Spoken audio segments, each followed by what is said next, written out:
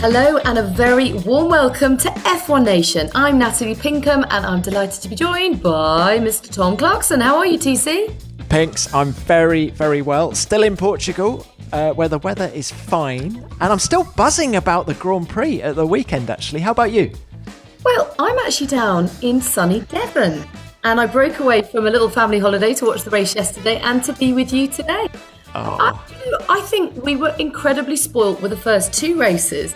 So I didn't find this one as entertaining, maybe just because I wasn't there, but I did love watching the cars on track.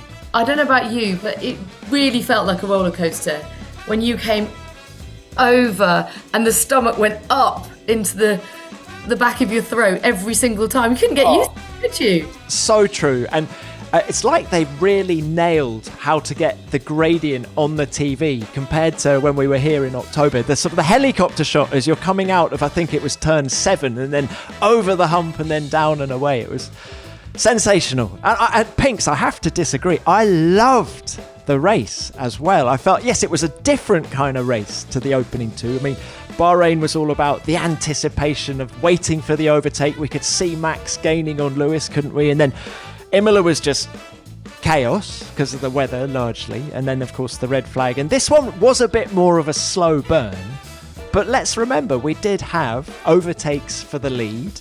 We saw all of the cars running flat out for really long periods, and that was largely due to having the harder tyre here this weekend. So it was an old school Grand Prix, but I loved it, and I thought the best man on the day won it. Here comes Hamilton on Max Verstappen. Hamilton retakes that second place. Hamilton's got DRS. He's within touching distance of his teammate. He's ahead of his teammate. Lewis Hamilton goes around the outside of Valtteri Bottas. And wow, what another good move that was from the world champion. He wins the Portuguese Grand Prix. He won those crucial wheel-to-wheel duels with both Bottas and Verstappen. And that really was a statement of intent for the year as a whole. Again, as you say, a different type of challenge for him, but one that he is just loving, isn't he? Buzzing. That was good, bro. Thanks so much, Bono. And all the guys, let's keep pushing. There's a lot of work to do.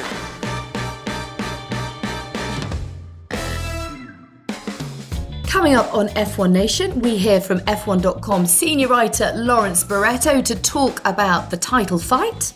And we're going to be speaking to Julien Billiot, who is from Auto Hebdo, the biggest selling motorsport magazine in France. And funnily enough, we're going to be talking all things French and Formula One.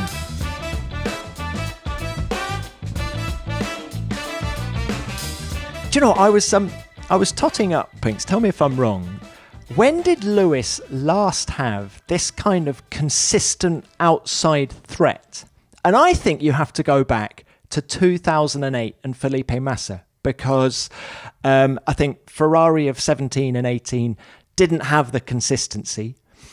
And then, of course, it was an intra-team rivalry with Rosberg prior to that. And then he was at McLaren when he didn't have the car underneath him. So you have to go back right to the start of his Formula One career. And I think, you know, when you've done as many races as he has and you've won 97 Grand Prix, this is the kind of thing you need just to keep you buzzing and interested, actually, in a funny kind of way. Because otherwise, when you've got a 23 race calendar, you've got to sort of force yourself to get off the treadmill and take each event for everything that it is, rather than just another race. I couldn't agree more. And I do think there's something really uncomfortable about two teammates going at it, because you can see the team principal cringing and clinching, and actually it's not as enjoyable as a fan, as a neutral, than watching two different teams, you know, just tactically weigh each other up and take each track as a completely different proposition. And I think that's what I loved about this race.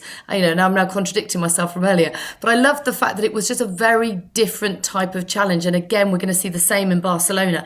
And you just cannot make a prediction when you go into it as to who's going to come out on top. As you say, his 97th win, his second in 3 races, and a mistake at the restart, you know, an uncharacteristic mistake at the restart, and then one he made up for by being the hunter and coming from behind. But it wasn't only that wonderful battle at the front, Pinks, that I loved yesterday. I loved the renaissance of Fernando Alonso. I thought he was completely superb. Not so good over one lap on Saturday, and you could tell a bit miffed about that, but that was as good a race as I've ever seen Fernando do. And there's a serenity to him this year. I don't know whether you found it in Imola. I don't know about serenity. He talks about driving with anger.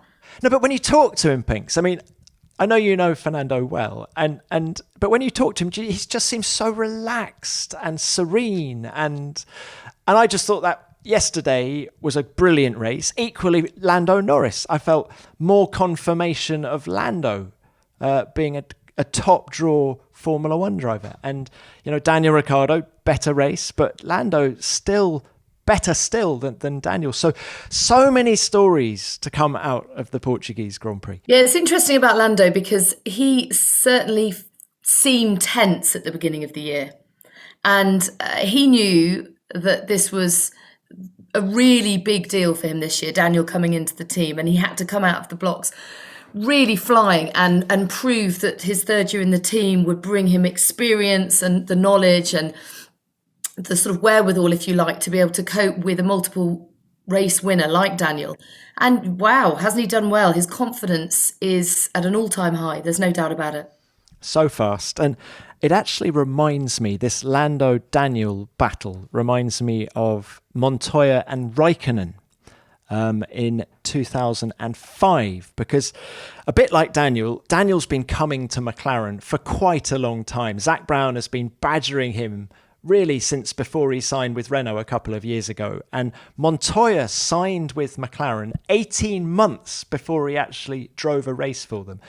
And the build-up was something else. All Montoya could talk about to people who wouldn't print it was how excited he was about McLaren and what his hopes were. And then when he got there, Kimi Räikkönen he'd raised his game and had him covered at every turn. And I'm just wondering whether it reminds me anyway of that, because Daniel's been a long time coming. Lando has known that it's been a long time coming, and he's been waiting and is sort of pounced. I do take your point, but I don't think we should get carried away. And I think we should be a bit fairer on Daniel. This is only race 3. And when you look at the problems that Carlos Sainz and even Checo, obviously he had a much better race this weekend. But the fact is they're not at one with the cars yet. It is really hard to forget all you knew about your previous car and then reset the muscle memory, if you like, and become instinctive with this new beast that you're trying to control. So, it's great and that Lando has started as well as he had, because that gives him momentum going into the rest of the season. But I'm convinced that Daniel will come good soon.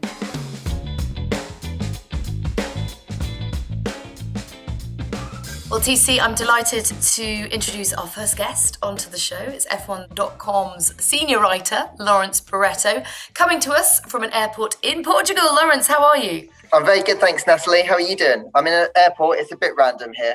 Hopefully there won't be any announcements, and I'll try and keep it short and sweet. Don't want you to miss your flight, Loz. No, I do not want to get stuck in Portugal, TC. Thanks for caring about me. I appreciate that. Now, Lawrence, what did you make of the race? Because I felt that after the excitement of the first 2, that it wasn't as gripping. TC loved it because he said it was just a very different type of race than the previous 2. How did it rate for you? I think I'm going to slot down the middle. I think that we've been treated to such great Grand Prix in Bahrain and Imola that I think our expectation level for what a good Grand Prix is gone sky high. And I think that if you took this race in isolation and you took those great moves that Lewis had on Valtteri and on Max, we'd be singing about how great it was. But I think we've just got used to some really great racing. And I think we're going to be treated to a lot this year. And I suppose therefore we're just expecting a little bit more.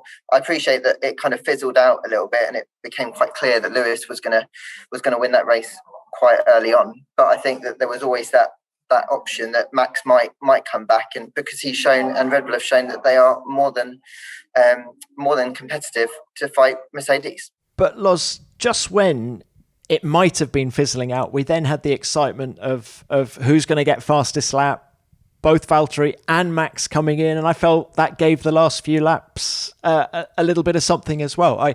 So I'm going to stick to my guns and say I thought it was a tremendous old school Grand Prix where we saw all of the top drivers going hard at it for the whole Grand Prix. So I do like the aspect that fastest lap is introduced, where you do get that excitement towards the end. But I think I'm a bit more of the purist, and I want a race to be exciting because of the battle for the lead. And as exciting it is for someone to go and get a point, and we're trying to see if Mercedes have played it right, if Red Bull have played it right. I think ultimately it didn't actually really have a great deal of impact on the race as a whole. And it was disappointing. So I didn't realise that Max had the fastest lap taken away from him because I was in the TV pen. And I was just getting driver after driver after driver. So I said to him, "Oh, you must be pretty happy with the fastest lap." And he was like, "Yeah, fastest lap, but then it got taken away again." So I think it's what it is. Yeah, these stupid track limits.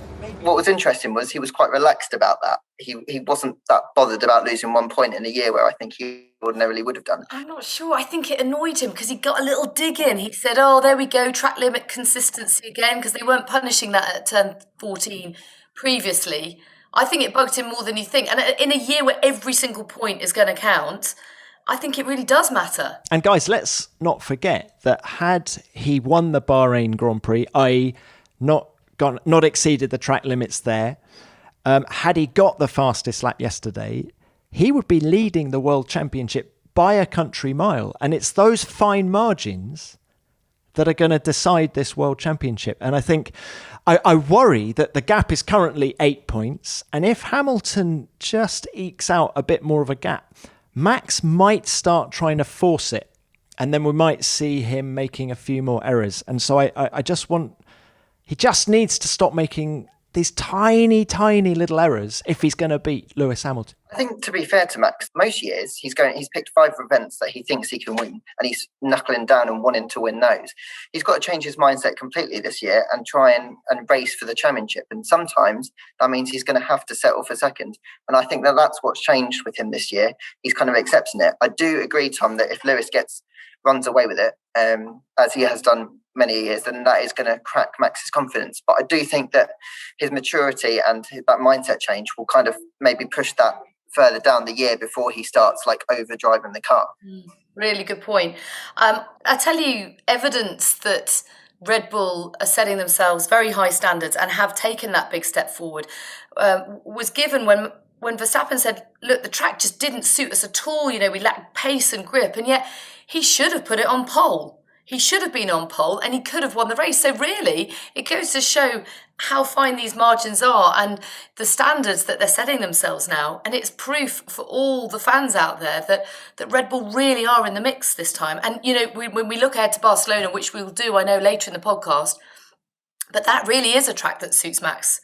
He's got some great memories of that place and the Red Bull goes very well there. So, I don't know, it just keeps us all on the edge of our seats, doesn't it?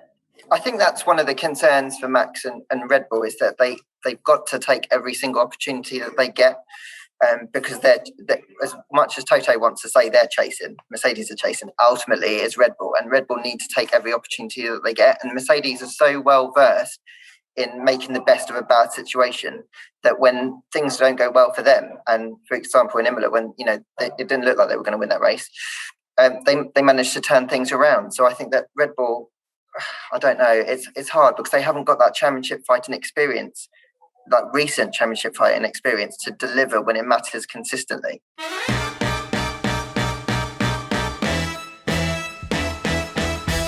Well, great to have Lawrence on the show, but Pinks, it's good timing to have you back today because I know how much you enjoy hearing me deliver the Manscaped advert. Oh, it's the highlight of every podcast, I have to say.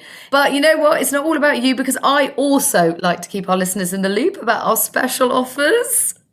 This week, we're offering you 20% discount when you use the code F1Nation at manscaped.com. So go on then, TC, tell them why they need Manscaped in their life. All right, Pinks, here goes.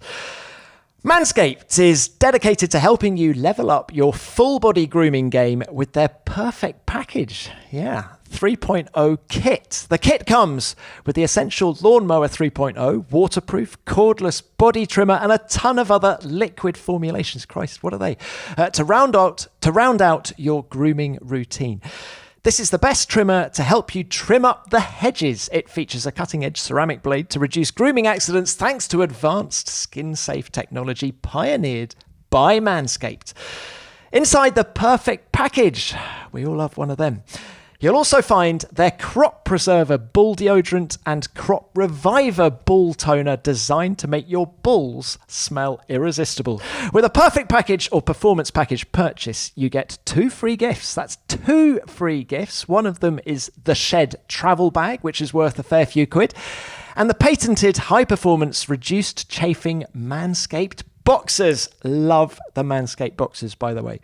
So get 20% off and free shipping with the code F1Nation at manscaped.com. I'm just slightly perturbed by the talk of lawnmowers and hedges. God, what are these guys dealing with out there? Get your 20% off and free shipping with the code F1Nation at manscaped.com. That's 20% off with free shipping at manscaped.com and use the code F1Nation. Now, guys, do we think the number 2 drivers at Mercedes and Red Bull are exactly that? Are they already the number 2s? Because, what is it? Bottas is 37 points behind Hamilton already after 3 races, and Perez is even further behind. So can we expect to see them, if, for example, in Barcelona, Bottas is leading Hamilton, are we going to see them flip places already? No, I think they're going to leave it a little bit longer before they start inflicting team orders, mainly because you don't want to get a down Valtteri, because when you get a down Valtteri, he won't be getting 3rd or 4th, he'll be getting 7th, 8th and 9th, and they definitely can't afford that with a Checo, who now is proven that he can get that top 4 slot. He did what his job yesterday, essentially, didn't he? He got what Red Bull employed him to do. I think Checo is a clearer number 2, but I think he's probably gone there accepting that. I felt quite sorry for Valtteri Bottas. He obviously put it on pole, had that exhaust sensor failure that cost him power at the end. Could and should he have done more? Yes, but he was sort of hamstrung to that extent. Perez got stopped behind Lando, which ultimately compromised his race, didn't he? And he thought Lando was going to give the place back because of exceeding track limits. Never presume, gentlemen, never presume. But yes, you have to say that Checo's made great progress, although he was very quick to say, look, I'm still not at one with the car. I sense that kind of furrowed brow of his. He seems quite, like struggling to come to terms with it. But when he does, if he's getting P4, not at one with the car, can you imagine how good he'll be, in the next few races? And remember that brilliant drive he put in Bahrain at the first race. And I think he came into the season going, right, I am not going to get wound up by Max Verstappen's pace. I'm just going to do my own thing. And I think that was still evident in Bahrain. Whereas since then, he's spent plenty of time looking at Max's data, and the competitor in him is getting a little bit frustrated by it now. And I think it's a little bit evident. So I really hope he takes a step back, because he's a brilliant racing driver. And he's proved time and again that he doesn't need to out-qualify Max to beat Max in a race. And, yesterday to get, 54 laps out of those medium tyres, sensational. That was Perez at his absolute best. And just imagine if there had been a safety car late in the race. Perez would have won that Grand Prix. It would have been, race 3, fantastic. Checo's obviously seen what's gone before him. He's seen Alex Albon and Pierre Gasly and how those fortunes have gone. And I think inside he'll know that he's already doing significantly better than they were doing. And in terms of how he feels in the car, how he feels the team are treating him.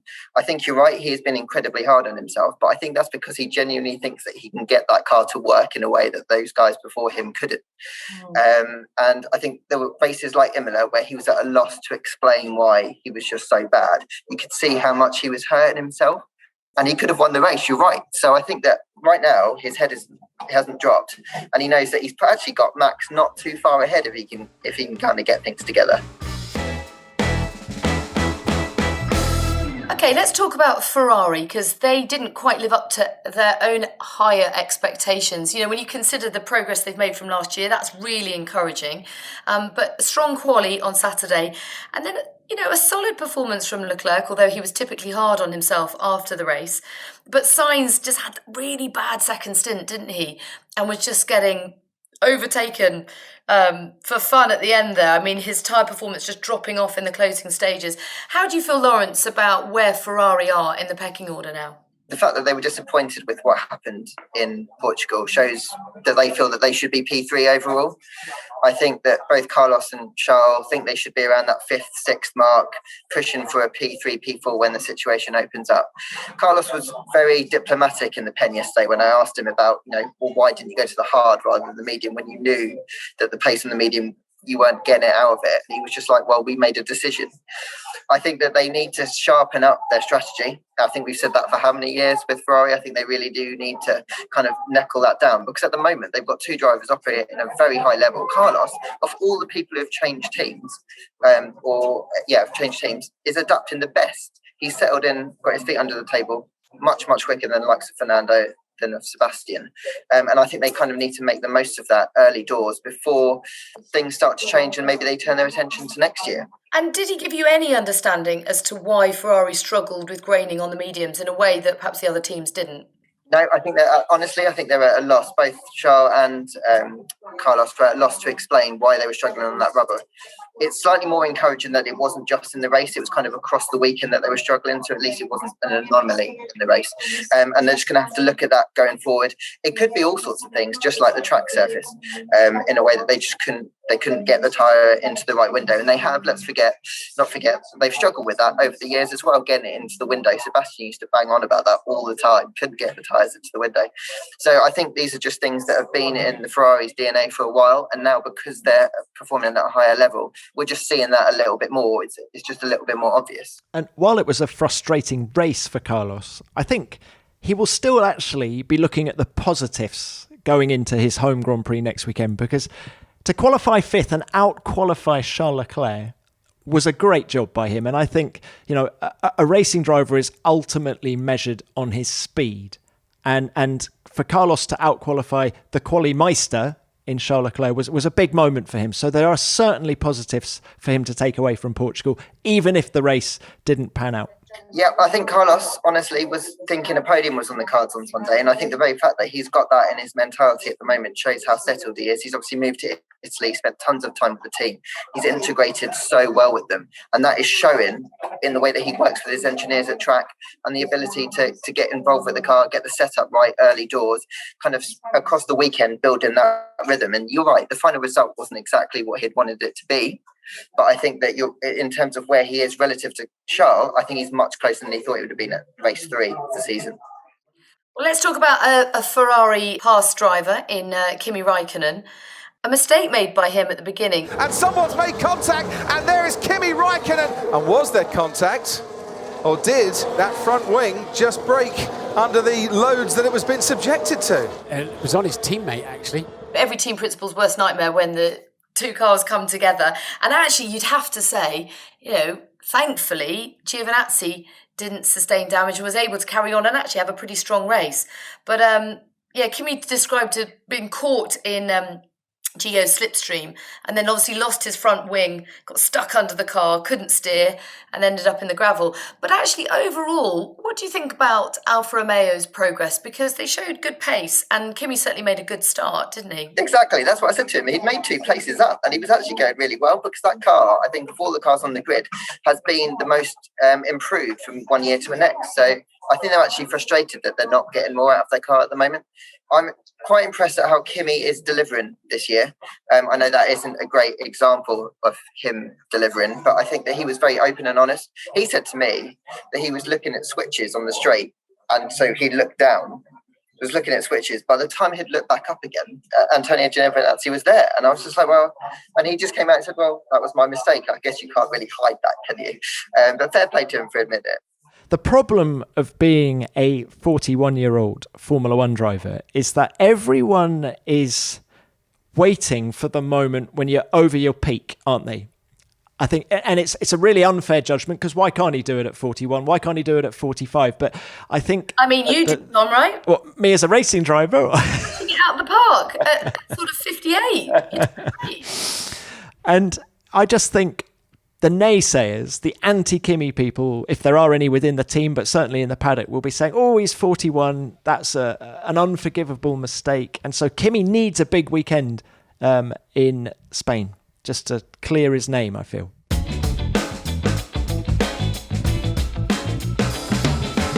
Tell you what, this is a wonderful drive so far from Daniel Ricciardo. Ricciardo's going to go around the outside, isn't he? With DRS assistance into turn one and into the points as well.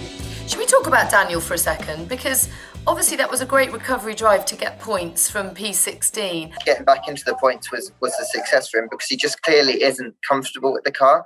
You can see that angst in his face when he talks about trying to, like the hamsters are going around in his head thinking, I can't understand why things are going wrong. He's trying everything. He's trying to use all the experience he's got from the teams beforehand to try and find a solution. And for whatever reason, things aren't working out. I remember when they came out with a video really early doors of him having a seat fit, and he got in the car and there were so many things wrong with, what he likes and what he doesn't like. And I wonder whether that's just a real small insight into the wider problems that Daniel's suffering at the moment, because if he didn't feel comfortable at home in the car, so to speak, in the cockpit, what other things is he not going to be talking about that's going to have a much, much bigger impact on his performance? Thing is, Lawrence, I thought pre-season testing for him, and he said as much, went really smoothly. I thought he had a good weekend in Bahrain, out-qualified Lando Norris on Saturday. And it's almost as if since we've gone to the slippier track surfaces, Imola and Portimao, that he's struggled. So I wonder if we go back to an old track surface in Barcelona next weekend, a track that he knows very well. And in fact, Lawrence, I'd love to know what you think, but when you asked him yesterday about going back to Spain, I felt his eyes lit up. I think he's confident. He wants to get there. Yeah, agreed. Like you said, he's been to that place so many times. He knows it like the back of his hand. And you're right that there probably will be like that comfort blanket that he'll have, that he's got that base layer, hopefully that he can go in and hit the ground running from the beginning. I think one of Daniel's problems, and he's been quite open about this, is he struggled to carry the momentum from Friday to Saturday to Sunday throughout the years, particularly from Friday to Saturday. They do tons of homework to try and work out what's going wrong. And often they're going in a direction and it doesn't quite work on Saturday. And I think he's finding that those problems, since he's moved to McLaren, have got kind of a bigger or becoming much clearer. So I think what he needs, like you said, Tom, is a couple of races where he feels comfortable. Spain, Monaco, 2 races where I know that he'll feel much more comfortable with the venue. But you know what? He's going to be feeling the pressure from Lando, because Lando's doing exactly what he needs to do to assert himself at the team. Now, Lawrence, I don't want you to miss your flight. It's been great to have your company. Thank you for your time and safe travels. Thank you very much. It's been lovely to chat to you guys, and I'm super excited about Spain because I think Portugal's just left a really good taste in all of our mouths.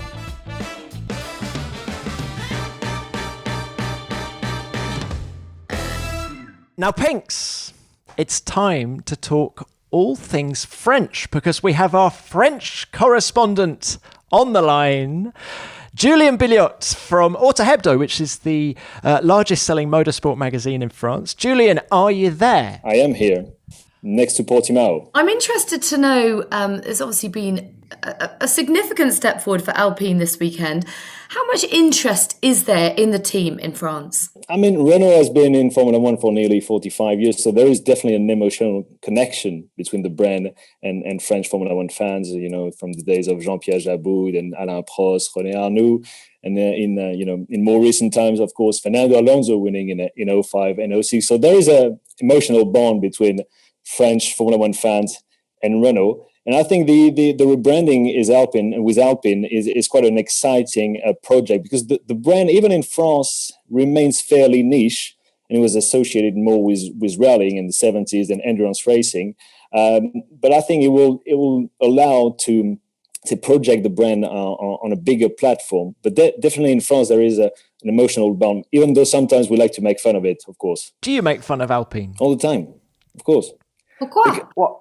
I say, let's be honest. You guys have been spoiled with winning in Formula One over the past, God, how many decades, and it has not been fantastic on that front for France ever since, I guess, Alain Prost retired at the end of '93. I think we had like 3 wins: Alesi in Canada '95, Panis, Monaco '96, and Pierre in Italy last year.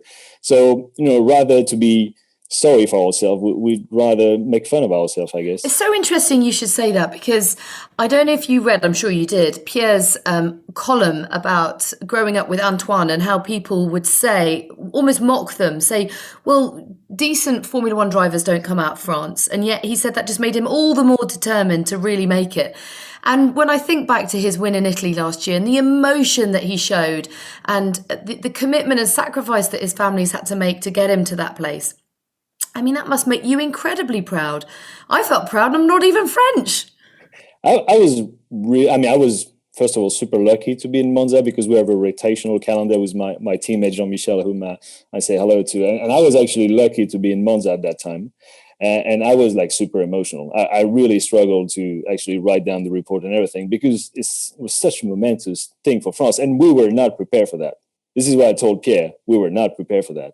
Because, we had accepted the idea of not winning in Formula One anymore. So that's why I mentioned making fun of ourselves, because it was such a far-fetched dream. And then it finally happened. It just hit me, and I felt so much responsibility to write the report, because I guess this issue of Auto Hebdo will be kind of historic, or a classic in some years' time. So I felt a big responsibility, but a big pride as well. And has the French public embraced Pierre since then? I think they embraced him even before that. Same with Esteban, to be fair, same generation. They come from the same area in France. I know they're not the best friends in the world for various, reasons. But people are excited. We're already excited about Pierre and Esteban before this win. And of course, the victory just made everything bigger. Were you a little bit nervous when Ocon was coming up to overtake Gasly? Could this end in tears? I was certainly holding my breath. I'm always holding my breath a little bit when these two are on track, because I know it can only take a silly incident or clumsy colliding for the whole thing to erupt. So yeah, I'm always, but it makes things more interesting as well. Let's be honest. It's more interesting to write. Now, Julian, this race by Alpine yesterday. Sensational performance. Ocon all weekend, Alonso in the race itself. Do you think we're going to see a repeat of this, or do you think it's track specific? Have they made a breakthrough? As a proud Frenchman, I'd like to think they can, replicate it in Barcelona. Now, if I'm being realistic, I would be surprised if they manage to find that kind of, that ton of pace in Barcelona, because the track is very different. The asphalt is much grippier, and just the type of corners you have in Barcelona. Okay, the last sector is very narrow and slow, but the first two you have high and medium speeds corners, and I'm not sure the Alpine is doing very well in that kind of corners. So I'd be surprised, but they've definitely made a breakthrough over the past 2 weekends, having brought updates at Imola and Portimao, which seem to work quite well. And I think, I was telling Pinks this earlier, that there's a serenity to Fernando Alonso at the minute, a sereneness. He seems very relaxed, very happy with where he's at. Pink slightly disagreed. She thinks the fire is burning as strong as ever. What do you think? I totally agree with Natalie. Because, serenity and Fernando Alonso don't really go together in my book. I won't pretend I know the guy closely, but I could see he was miffed when Ocon out-qualified him, not only in Imola, but more like on Saturday evening. He was a bit miffed, and he said, yeah, there is something wrong with the car because I was up there in free practice, but I'm in the best spot available to start the race because I have a free tire show. So he was already, I won't say he's playing mind games already, but you can see that, he maybe was not expecting such a strong challenge from Esteban. And people in general, and I'm going to include myself, I'm going to be totally transparent. I was expecting Fernando to be, I was afraid for Esteban that he might end up with like what Stoffel Van Dorn endured at McLaren a few years back. Let's move it back to Gasly for a moment. He talked about having a very difficult weekend, and the fact that he was able to salvage a point was therefore very positive. I think that sort of says quite a lot about his maturity and how he's grown as a driver. How much promise do you think that both he and the team have at this stage? Because certainly at the beginning of the season, we were really excited about AlphaTauri's prospects, and they haven't quite been able to perhaps capitalise on some of the progress they've made? They definitely missed out on a lot of big points, I think, at the start of the season, because I mean Pierre was fifth on the grid in Bahrain and Imola, so you would expect strong results. But then there was a contact with Daniel Ricciardo at the start of the race in Sakir, and then the questionable tyre strategy in Imola, which I still struggle to get my head around. And so they lost out, and Pierre was very, very well aware. He told us in Portimao that he wanted, qualifying is great performance, but we need to have clean races. And that weekend, I mean Portimao, he had a clean race, but the car was not there, and he was complaining of a lack of mechanical grip in slow corners, and he was a bit miffed, at when I told him, did you expect Alpine to be so strong because they had been struggling? And he said, yeah, but they are fast in slow corners. Kind of, so when we come back to tracks with high speed corners, we should be ahead of them. But you could feel in his voice that he was a bit disappointed with that. Certainly, Yuki Tsunoda TC complained about having a really tough day. No grip, no pace, struggle with balance throughout the whole weekend. It's really been a baptism of fire for him, hasn't it? I mean, as for most of the rookies, but such a steep learning curve. Julian, I should preface this with Natalie is the biggest Yuki Tsunoda fan probably in the world. And so every single show we have a Yuki Tsunoda segment. I think you're right, Pinks, but I think also after his difficulties in Imola and the mistake in qualifying and things, I think he was always going to throttle back a bit this weekend. And what was he qualified 14th, whereas Pierre qualified 9th. So I think that was inevitable. And hey, it's all part of the learning, isn't it? And I think when you're on a slippery track surface like the one in Portimao, Max Verstappen saying he didn't enjoy driving there at all. Imagine if it's only your third Grand Prix and you're still just trying to work out what's what. It must have been very, very hard for Yuki. And he did a solid job. I think you can say he did a solid job, but he'll be much more comfortable on a grippier surface next weekend in Spain. And Julian, are you a member of the Yuki Tsunoda fan club, of which Natalie is president and chairman and CEO? I think we all are part of the Yuki Tsunoda fan club. I'm still waiting for my badge, maybe because I haven't paid the fees yet, so that's why. But no, it's tremendously exciting, and I was a bit worried for Pierre at the start of the season. I was like, you don't want to sleep on that guy because he's quick, and he could okay, you're coming off a great season, winning your first Grand Prix for France in 24 years, but don't sleep on Yuki because the guy is fast. I thought he was the best Formula 2 driver last year. No offense to Mick and Nikita, but when it comes to raw speed and car control, is super impressive. And I'm sure when he puts everything together over the whole weekend, he almost did it in Bahrain. But I'm sure we're going to see tremendous things from Yuki. Now, you mentioned Mick Schumacher. He beat a Williams. Mick Schumacher slips through and up into 7th place. Yes. You said 7th. I think I know you meant 17th. Yes, of course. Yeah.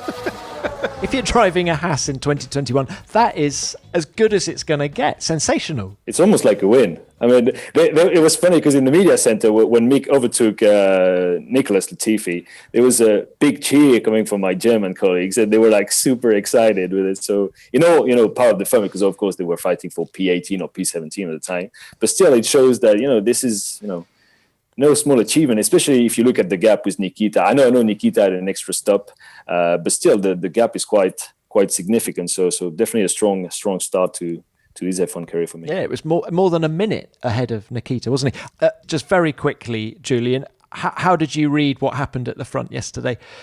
Did the best driver win on the day? Did Max Verstappen give it away? What were your thoughts? Well, I think the best driver won it, for sure. And this is fascinating because Lewis, we almost take it for granted that the guy is super skilled, and we tend to forget and we say, oh, the car is fantastic, he's never challenged. But every time he's pushed a bit, he manages to find another gear and race to another level. So for me, this was all Lewis. I know Max had a couple of mistakes throughout the weekend, but even without those, I'm not sure. I'm sure Lewis would have been right up there and challenging for the win. Julian, it's been a real pleasure to have you with us today. Merci beaucoup and bonne chance and au revoir and à bientôt. Okay, you can write for her to Hebdo next time, and you know. Oh, Natalie, it's so nice to be speaking to a Frenchman in English, because I think back to 1998 when I was sent by a magazine to go and interview Olivier Panis at Magny-Cours. And I remember chatting to the PR lady at Prost Grand Prix in French. And Olivier heard me chatting in French, and he said, "Your French is better than my English, so can we do the whole interview in French?" Now, I'd actually forgotten most of the French that I'd studied at school, so I did the whole interview in French, and all I can tell you now is there weren't many quotes. Well, TC, I think we've got through a fair amount today, and even without Damon's help. I do miss him. When's he back? Oh, we all miss the champ, don't we? He's back next week. It's going to be the three of us dissecting the Spanish Grand Prix. He's probably on the golf course now. In fact, have you been on the golf course, Pinks? I have. And you know what? Tomorrow I've got a golf lesson with none other than Bernard Gallagher, 3-time Ryder Cup captain, and his daughter Kirsty, who's one of my best friends. She said, "Oh yeah, Dad, I'll give you a lesson." I'm like, oh my God, the pressure. Crikey. Aim high, Pinks. That's fantastic. The clock is ticking. I need all the help I can get. And how's it going? How's your timing? Don't they talk about timing? It's just not great. I'll be honest, it's just a very frustrating game. Wish you did warn me, but I didn't take any notice, did I? No. Well, good luck with that. Thank you. I'll need it. How do you feel about Spain, and how do you think the teams will fare there? Well, I'm going to be very sorry to leave my hotel in Portugal, first up. Algarve is beautiful. But anyway, it's going to be great, isn't it? I mean, it's madly busy. Monday and Tuesday between back-to-back races. The freight's moving, of course, and personnel are moving. Interestingly, a lot of the engineers have all flown back to the UK to debrief with the factories. Obviously, only the UK teams. But so a lot of engineers going back to base, but most people just going straight from one to the other. So how is it going to play out in Barcelona? We know that this season is very track specific. You spoke to Andrew Shovlin, trackside engineering director for Mercedes, to find out whether he had any concerns for the team heading to Circuit de Catalunya. We've got plenty on our list of things to worry about. It's, it can be pretty hot there. It's a tarmac that's now getting quite aggressive and gives the tyres a tough time. And we've just done 2 circuits that have been pretty cold. And it's been fairly hard to get the tyres in the right window. Barcelona's a little bit more like Bahrain in the way that you're always sort of overheating.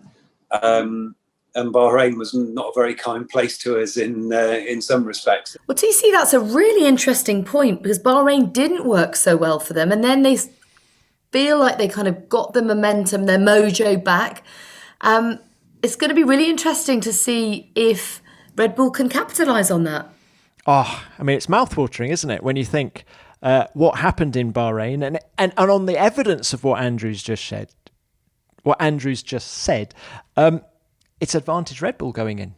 And also the fast corner. I think we've established already that the Red Bull is better through fast corners, the Mercedes perhaps a little bit better through slower stuff. So given the characteristics of Barcelona, it's looking, I would imagine the Red Bull will be very strong through sectors 1 and 2, the Mercedes very strong through sector 3 with the chicane. It's going to be fascinating. It's all going to be about tyre wear. Look how brilliant Lewis was with tyre wear in Portimao. Max might have the fastest car, Pinks, but he's going to have to nail it every lap of the whole weekend if he's going to beat Lewis Hamilton. And you know what? If there's ever a place that he can do that, it is in Barcelona. Vamos! Vamos indeed. Well, let's hope it's a good one. I think that's it, isn't it, Pinks? I think it is. F1 Nation is produced by F1 in association with Audio Boom. We'll see you next week when Damon will be back and the three of us will discuss all things Spanish Grand Prix. See ya. Vamos. Is that what we're meant to say? Vamos, vamos, vamos. Adiós, hasta luego. Oh, Pinks. Pronto. Hang on. I've got room service now. Hello? Can I just have half an hour, please? Yes. Thank you.